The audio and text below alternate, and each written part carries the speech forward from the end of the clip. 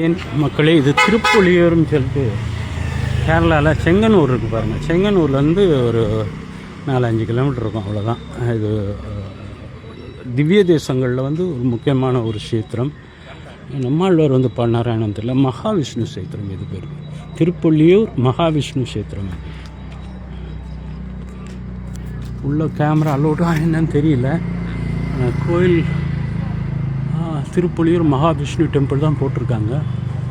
யார் மங்களாசனம் பாடினதுன்னு எனக்கு தெரியல. இது இந்த ரோடு சங்கப்பூர் கொள்ளுக்கடவு மாவேலிக்கரான்கிற ஊருக்கு தான் போகுது இந்த பாதை. அப்படின்னு உள்ளே போயிட்டு நான் உங்களுக்கு வீடியோ எடுத்து போடுறேன்.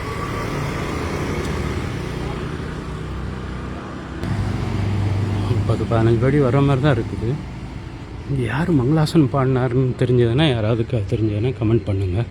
எல்லாம் சேம் ஒன்று போல் தான் இருக்குது. கஷேத்திரங்கள் எல்லாமே ஒரே டிசைன் தான், எல்லாம் ஒன்று போல் தான் இருக்குது. அப்படியே இது மாலை இதெல்லாம் விற்கிறாங்க. இது என்ட்ரன்ஸ். எங்கேயுமே கோயிலில் உள்ள அலோடு கிடையாது. சுற்றி வேணால் எடுத்துக்கலாம்.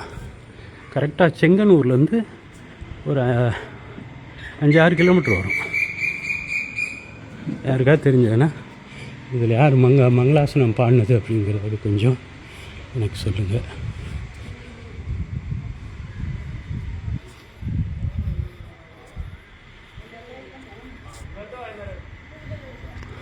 இங்கே அந்த விளக்கு இல்லை. ஆயிரக்கணக்கான விளக்கு இருக்கும் இல்லையா, அது இங்கே இல்லை. சாயங்காலம் பூஜைக்கு ரெடி ஆகிட்டுருக்கா. கஷேத்திரத்தோட என்ட்ரன்ஸ் தான். பெரிய இது வச்சுருக்காங்க.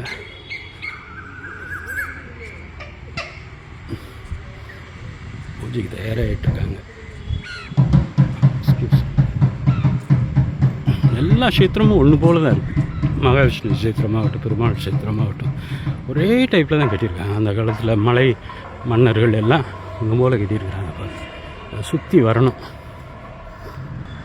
உள்ளுக்குள்ள எல்லாத்துக்குமே ஐயப்பனுக்கு தனியாக ஒரு கோயில் கட்டியிருக்கிறாங்க.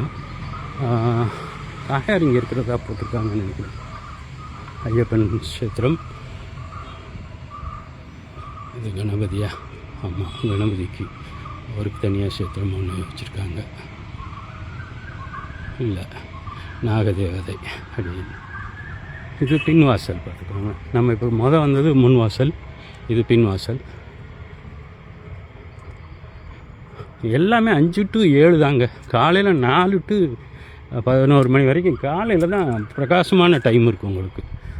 ரொம்ப நல்ல டைம். இது இன்னொரு வாசல் பார்த்துக்கோங்க.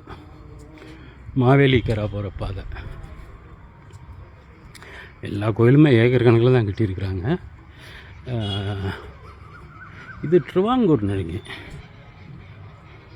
இதுதான் நம்ம கவர்மெண்ட் அண்டர்டேக்கன் தான் எல்லா கோயிலுமே மேக்ஸிமம். இங்கே இருக்கக்கூடிய 13 கஷேத்திரமும் கவர்மெண்ட் அண்டர்டேக்கன் தான். கேரளாவில் எத்தனை இருக்குதுன்னு தெரில எனக்கு. கேரளாவில் ஆல்மோஸ்ட் ஒரு 3 மட்டும் பார்டரில் இருக்குது. இது செங்கனூரில் மட்டும் ஒரு 5 இருக்குங்க.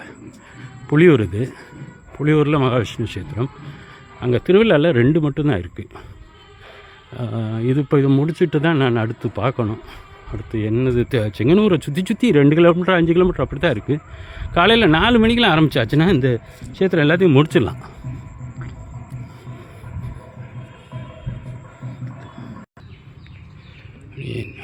நல்ல போய் முடிஞ்சிச்சுன்னு நினைக்கிறேன்.